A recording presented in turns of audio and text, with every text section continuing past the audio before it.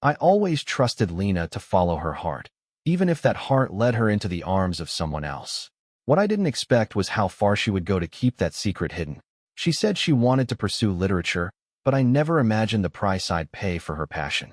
I never thought much about the little things Lena did for herself. I always assumed she'd find her own way, even if that heart led her somewhere I wasn't. When Lena told me she wanted to go back to school for literature, I didn't bat an eye. She had always been passionate about books and writing, but after we married, it seemed like those interests had faded. Now, she was diving back into them, a decision I supported. It didn't seem like a big deal at the time, until it was. Our marriage wasn't perfect. No marriage is. But there was something steady about it. We balanced each other. Lena was smart, passionate, and ambitious. I was grounded, dependable. 7 years of marriage, and I felt like I knew her better than anyone else ever could. She'd always had a gentle fire in her, a creative side she kept in check for the sake of other things. I like to think I helped keep that fire burning, though maybe I was wrong. When she found the poetry workshop, I didn't give it much thought. It seemed harmless. A small group led by Oliver Stewart, a literature professor. He was young, confident, and clearly respected in his field. It was just a class. I didn't see a reason to worry. At least, that's what I told myself. Lena had always been so enthusiastic about learning, and I wanted to support her. I didn't mind that she was spending time with him. If anything, I thought it was a good thing. She'd always had a special way with words, and I figured this workshop would be the perfect outlet for her. But as the weeks went on, I noticed little things that began to bother me. Nothing big at first, but I couldn't shake the feeling that something wasn't quite right. She would come home later after class, always with a smile on her face, but something about her seemed different, more distant, in a way. I'd ask about the class, and she'd go on about the poems, the ideas, and her newfound excitement for writing. Her voice would soften, and she'd glow when she talked about Oliver. Not just the work, but the way he had such a unique approach to literature. The more she spoke about him, the more it stung. It wasn't the class that concerned me. It was her reaction to it. One evening, I decided to surprise her and meet her after the workshop. I was curious to see what was going on, and I figured it would be nice to catch up. But when I arrived at the building, I hesitated. The place was quiet, too quiet. I could hear muffled voices inside, Oliver's distinct laugh cutting through the silence. I stepped closer to the door, the sound of their conversation growing clearer. When I peered through the crack of the door, I saw them. Lena and Oliver were standing side by side, their bodies close enough that it made something in my gut twist. She was laughing at something he'd said, that laugh she only reserved for moments when she was at ease, completely open. He was leaning in, and they were talking in a way that felt more intimate than it should have been. Then it happened. Lena reached up, her hand brushing his shoulder as she smiled, her eyes soft in a way I hadn't seen in a long time. Oliver responded with a warmth that felt far too familiar. And then, right there, in front of the door, they kissed. A quick, brief kiss, but a kiss that told me everything I needed to know. I stood frozen for a moment, my heart racing in my chest. I wasn't angry, not yet.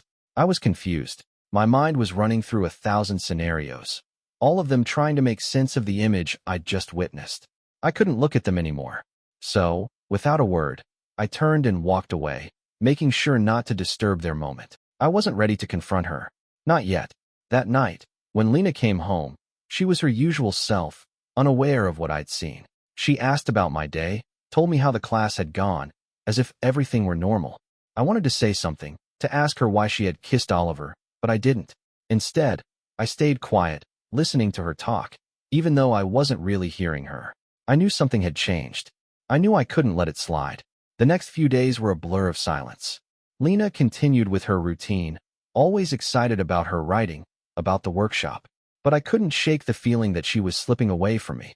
Every time she spoke about Oliver, I felt something inside me tighten. It wasn't just the kiss. It was the way she had looked at him, the way she seemed to be living two separate lives, the one with me and the one she shared with him. I didn't confront her right away. I wasn't the type to make rash decisions. Instead, I decided to investigate. I started talking to some of Oliver's former students, people who had attended his workshops in the past. I learned things that shocked me. The man wasn't just a brilliant professor. He was a manipulator, a smooth talker who used his charm to seduce vulnerable students, especially those in relationships. He didn't want commitment. He wanted the thrill of the chase, the excitement of luring married women into his grasp. As the pieces started to fall into place, I couldn't help but wonder how many times Lena had been a part of this. I didn't know if she realized what was happening, but I was certain that Oliver had been playing her, just as he had played so many others. I wasn't about to let this go. I'd find out everything, and when the time came, I'd expose him for what he truly was. Lena had made her choice, but I was going to make sure she understood the consequences of it. The more I dug into Oliver Stewart's past, the more disgusted I became. I spoke to former students who had attended his workshops, and the stories were eerily similar. He was a master of charm, using poetry, philosophy, and intellectual connection as tools to break down his students' defenses. It wasn't about teaching them to write. It was about manipulating them into trusting him, into becoming part of his world. And Lena was no different. At first, I didn't know how deep her involvement with him went. She was still coming home every night, still telling me about the workshop, still reading her poems to me with that familiar enthusiasm. But now, every word felt like a lie. I couldn't look at her without wondering if I was the one she was lying to, if I was the fool who hadn't seen it all along. One afternoon, I sat in the university library, flipping through Oliver's published works, trying to learn more about the man. His books were full of poetic praise and romantic notions, but now that I had seen the real him, it all felt empty, hollow words wrapped in a veneer of intellectualism. It was clear that he didn't care about literature or art. He cared about control. I found a few pieces of his earlier work, and one thing stood out to me. His poetry wasn't just about love or beauty. It was about conquest. There were hidden messages in his poems, lines that seemed to speak directly to his audience, the women he had seduced. His words weren't meant to inspire. They were meant to manipulate, to draw women into his web. I felt a sick sense of clarity. Lena wasn't just another student in his workshop. She was another conquest, another notch on his belt, and I had to stop it before she became another one of his victims. So I started to watch her more closely. Lena didn't notice, of course. She was too wrapped up in her own world, in her own excitement about writing. But I knew. I saw the way she would smile when she talked about Oliver, the way her eyes would light up when she spoke of the latest poem she'd written. She wasn't just writing for herself anymore. She was writing for him. One evening, I decided to follow her. I wasn't proud of it, but I had to know. I waited until she left for the workshop, and then I followed her, keeping a safe distance, trying to stay out of sight. It wasn't long before I saw her entering the building, where Oliver was waiting for her. I stood there for a moment, watching them through the windows. They were talking, standing far too close to each other. I could see the way Oliver's hand brushed against Lena's, how she didn't pull away, how they stood there, just a little too long, as if the world outside didn't matter. The thing that made my stomach twist was how easy it all seemed to her. How natural. It was like she was already his. When the session ended, I didn't follow her immediately. I knew they would talk after, just the two of them. It was what they did. I stayed outside, pacing the streets, my mind running through every possibility, every outcome. I didn't want to do this. I didn't want to confront her, to tear our lives apart. But I couldn't sit by and watch her slip further away from me. I had to act. An hour passed before I saw her leaving. She was walking slowly, a small notebook in her hands, her head down as she read over something she had written. As she walked, she turned the corner, heading toward the parking lot. I didn't know what came over me, but I followed her, staying a few paces behind. I wasn't expecting to see what I saw next. Lena didn't head toward her car. Instead, she stopped. I watched as she reached up and touched Oliver's arm. He looked down at her, a smile playing at the corner of his lips, and then, without hesitation, he kissed her again. This time, it wasn't quick. It wasn't casual. It was deep, full of longing, and there was no denying the connection between them. Lena kissed him back, her hands rising to his chest, her fingers curling into his shirt as if she had been waiting for this moment. I felt my blood run cold, my chest tightening as the reality of what I was seeing hit me. This wasn't just a fling. This wasn't some momentary lapse in judgment. This was real. Lena had chosen him. For a moment, I stood frozen, unable to breathe. Then, without a sound, I turned around and walked away. My mind was racing, my heart pounding in my chest. It felt like the ground was shifting beneath me, like everything I had known about my marriage was being ripped away. That night, Lena came home late, just like always. She greeted me with a kiss on the cheek, her usual cheerfulness in full swing, unaware of what I had just witnessed. But the thing was, I wasn't angry anymore. I wasn't even hurt. I had moved past those emotions. Now, all I felt was cold resolve. I knew what I had to do. I spent the next few days gathering everything I could on Oliver. I wasn't going to just confront Lena. I was going to destroy everything he had worked for, just as he had done to my marriage. I had already started talking to his former students, gathering stories about how he manipulated and used them, just like he was doing with Lena. I wasn't going to let him get away with it. He had taken something from me, something I could never get back, but I could take something from him. I would make sure of that. I knew I had to be patient. In these situations, rash decisions were dangerous, and I wasn't going to let anger guide me. I had already learned that much. No, my plan had to be methodical. Every piece of information I gathered had to fit together perfectly. I wasn't just going to confront Lena. I was going to expose Oliver for the predator he was, and I was going to do it without him knowing what hit him. The first step was talking to the right people. I made discreet inquiries with former students of Oliver's, people who had once been in his workshops and had moved on to other things. The stories began to add up, each one more damning than the last. Oliver Stewart wasn't just a manipulative professor. He was a predator who preyed on vulnerable women, especially those already in relationships. He used his position to lure them in, charm them with his poetry, and then discard them once they were no longer useful to him. I spoke to a woman named Claire, who had been one of his students 2 years ago. She had been married at the time, just like Lena, and had been seduced by Oliver's charm and promises of intellectual connection. She told me everything, how he had pushed her boundaries, how he had made her feel special, only to drop her once he'd gotten what he wanted. The words she used were chilling. He always knew exactly what to say to make you feel like you were the only one who mattered. He was the perfect escape. I wasn't surprised. This was the man I had come to know through Lena's eyes. But hearing it from someone else made it all the more real. I began to connect the dots. Oliver Stewart's whole persona was a carefully crafted act. He was a self-serving, manipulative man who used literature and art to prey on the emotional vulnerabilities of others. And Lena had become just another pawn in his game. The more I learned, the more disgusted I became. It wasn't just about the affair. It was about the power dynamics at play. Oliver didn't care about Lena. He didn't care about anyone he seduced. He simply wanted control, the rush of taking something that didn't belong to him. I wasn't going to let him win. Not like this.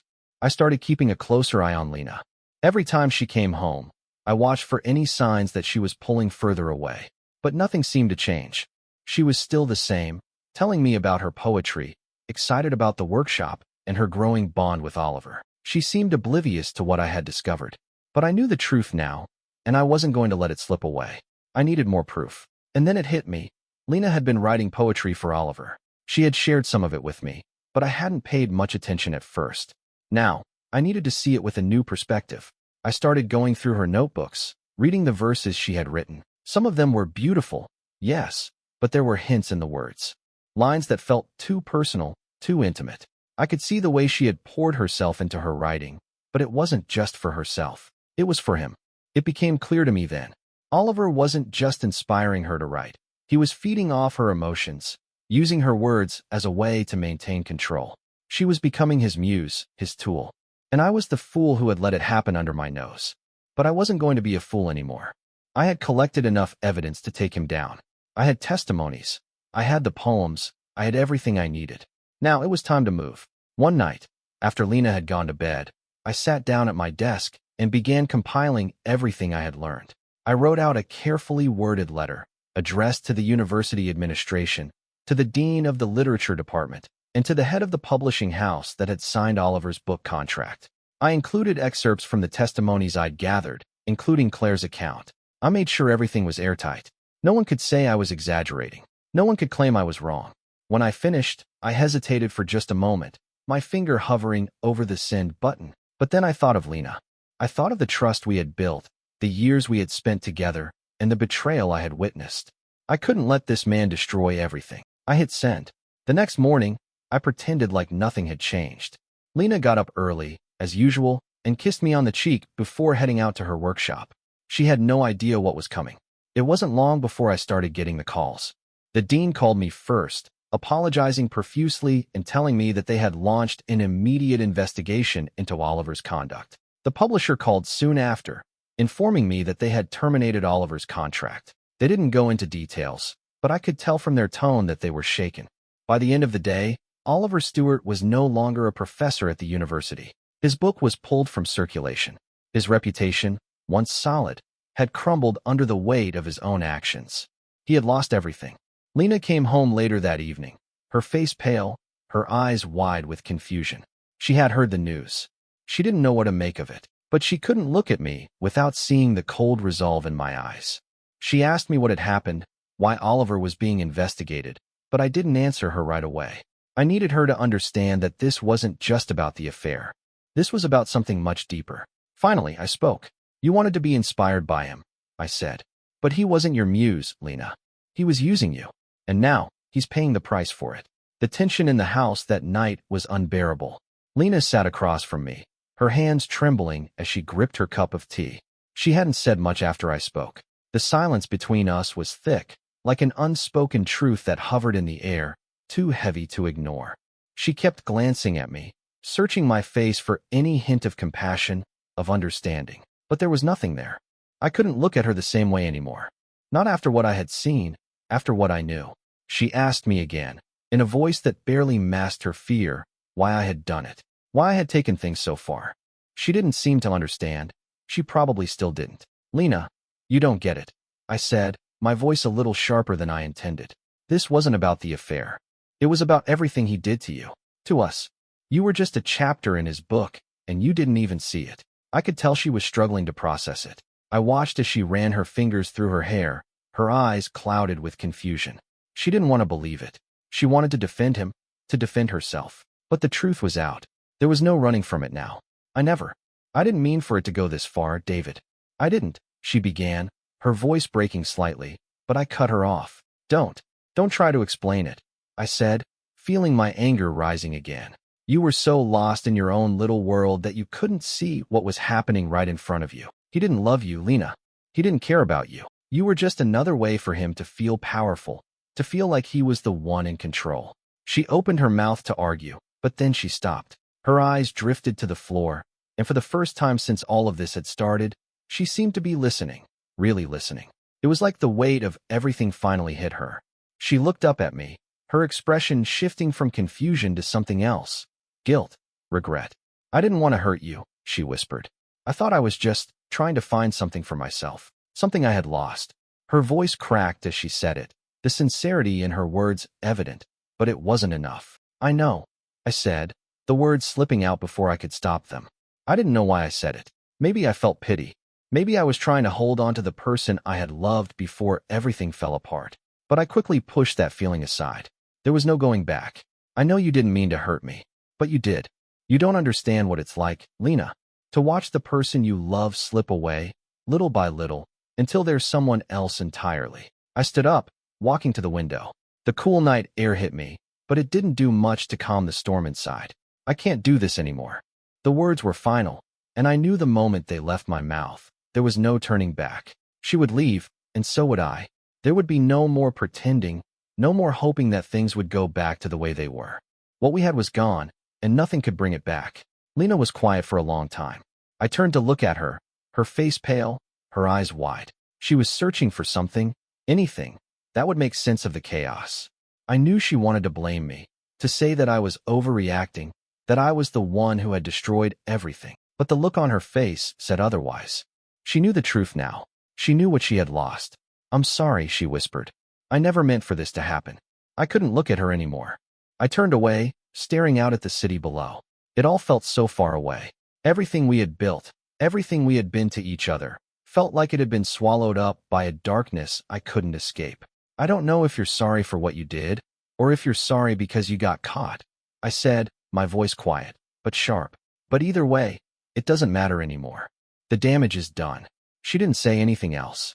She just sat there, staring at the empty space between us. The next few days were a blur of silence and cold exchanges. Lena stayed in the guest room. We didn't speak much, only exchanging brief words when necessary. I didn't need to hear her apologies anymore. They didn't mean anything. What was left to say? What could she say that would make any of this okay? I knew the end was coming. Lena packed her things, slowly, as if the weight of the situation was finally sinking in. I wasn't sure if she even knew what to do with herself anymore. She had lost her mentor, her lover, and now she was losing me. But it was her choice. I hadn't forced her to be with Oliver. I hadn't made her fall into his arms. The last time we spoke, she asked me if I was sure about what I was doing. "Are you really going to walk away?" she asked, her voice pleading, but there was no conviction behind it. She knew what she had done. She knew the truth. I nodded. "It's done, Lena." The days that followed were a blur of emotion and paperwork, divorce proceedings, discussions about what would happen next. The truth was, I didn't care much for the details. I didn't care about who would get the house or the furniture or any of the things that seemed so important in the moment. What mattered to me now was that this chapter was finally coming to an end. Lena moved out a few days after the decision was made. It was strange, watching her pack her things. She moved through the house like a ghost, picking up the remnants of a life that once seemed so solid, so real. But now, it felt like it had been built on sand. All the memories we shared, the moments we thought were important, were suddenly irrelevant. She was leaving, and nothing would ever be the same. The house felt empty after she was gone. Not just physically, but emotionally. It wasn't just the silence that bothered me. It was the realization that I had trusted someone who didn't deserve it. I had built my life around someone who didn't value what we had. And that's what hurt the most. The betrayal wasn't just in the affair. It was in how she had torn down everything we had built, piece by piece, for a man who didn't care about her. I knew what I had to do next. I had already taken the necessary steps to make sure Oliver Stewart was exposed for what he truly was. His career was over. The university had fired him, and the publisher had dropped his book contract. I'd made sure that every part of his life crumbled. He was no longer the charismatic professor. He was a pariah, a manipulator who would never again have the chance to use his position to control anyone. The satisfaction of seeing him lose everything was brief. In the end, it didn't bring me any peace. There was no joy in watching him fail. It didn't fix anything. I still felt empty, still felt like something had been taken from me that I could never get back. It was a week before I heard from Lena again. She called, but I didn't pick up. I didn't want to hear her voice, not then. I knew what she would say, more apologies, more explanations. But it didn't matter. She had already made her choices. She had already given herself to him, and no apology could undo the damage. She left a message on my phone. "David," her voice was soft, almost pleading.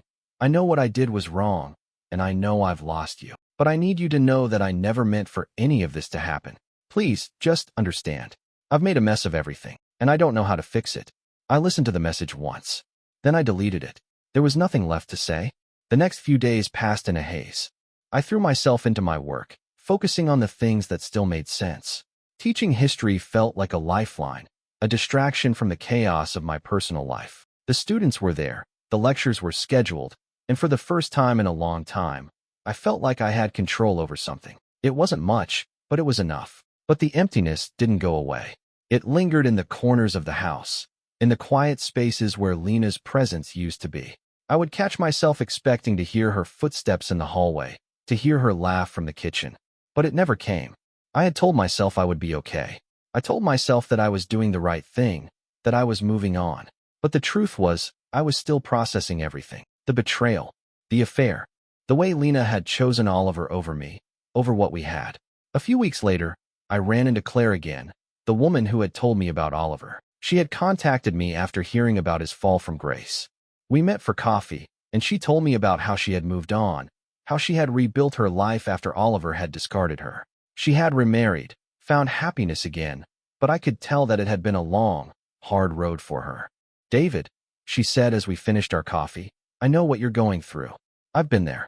But you have to understand something. You're not responsible for Lena's choices.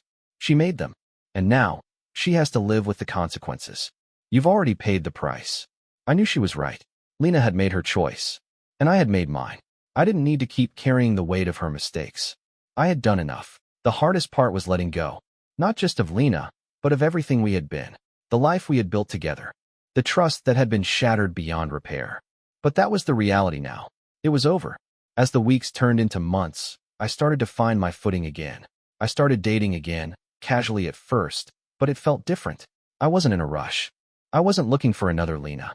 I was just looking for something real, something I could build without fear of betrayal. And for the first time in a long time, I felt like I was finally moving on. I don't know what I was expecting from the end of all of this. Revenge, maybe. A sense of justice, perhaps. I had watched Oliver Stewart lose everything.